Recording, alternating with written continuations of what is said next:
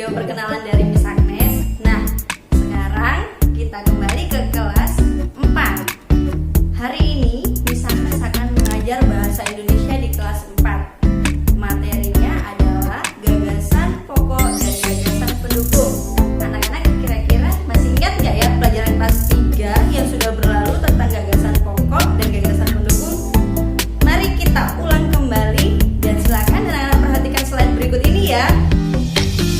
Mana slide-nya ya? Nah, anak-anak, sekarang Miss Agnes sudah menyiapkan sebuah slide yang kalian bisa lihat di dalam video ya. Slide tersebut adalah penjelasan tentang gagasan pokok. Nih, Miss Agnes mau mengingatkan kembali apa sih gagasan pokok itu. Jadi, gagasan pokok adalah topik atau inti dari cerita yang dibahas pada suatu teks.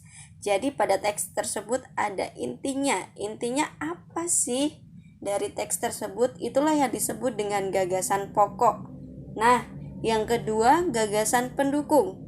Gagasan pendukung adalah kalimat-kalimat yang memberikan informasi tambahan dalam suatu teks. Nah, jadi gagasan pendukung ini adalah kalimat informasi tambahan. Jadi dari topik atau inti di situ nanti bisa ditambahkan penjelasan-penjelasannya melalui kalimat yang berupa sebuah informasi tambahan. Lalu, gagasan pokok dan gagasan pendukung biasanya ditemukan secara tersurat dan tersirat. Kalau tersurat itu langsung tertulis di dalam teks, sedangkan tersirat itu tidak langsung tertulis. Maksudnya, kalau tersurat itu biasanya ditemukan pada kalimat utama, dan yang tersirat dapat ditemukan melalui kalimat penjelas dengan cara membaca keseluruhan teks.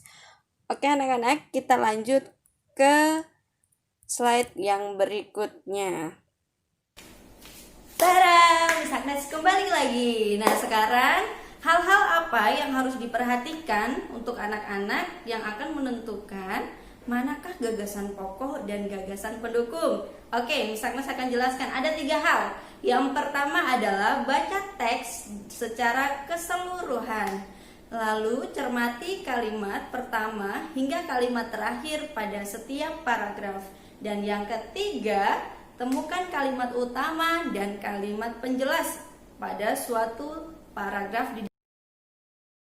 Nah, berikut ini Miss Agnes sudah siapkan untuk kalian sebuah contoh teks yang berjudul gunung. Oke, anak-anak silakan dicermati ya. Setelah ini ada pembahasannya juga loh. Yuk sekarang disimak dulu bacaannya. Boleh dibaca pelan-pelan ya.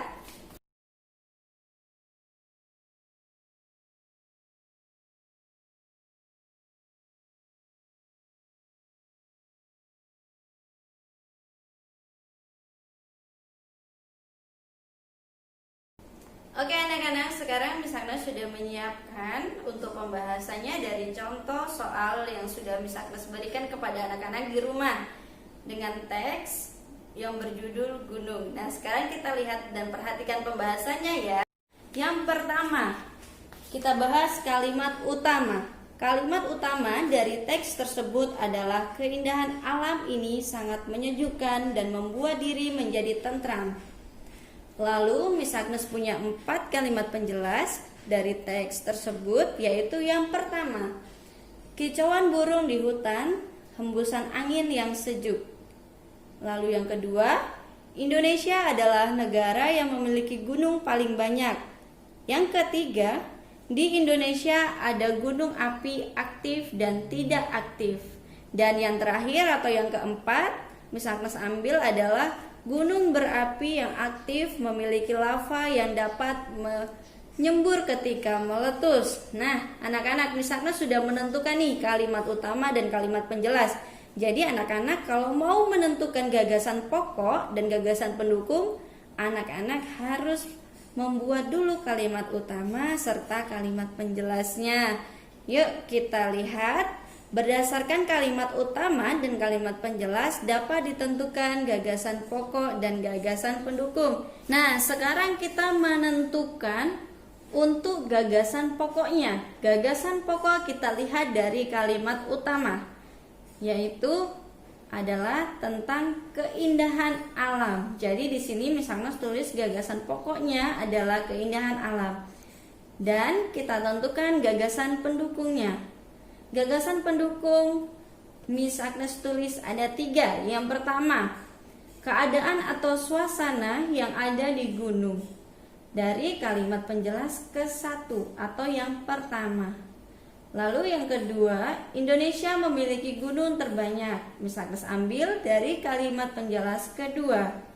Dan yang ketiga, jenis gunung yang ada di Indonesia, yaitu Miss Agnes ambil dari kalimat penjelas yang ketiga.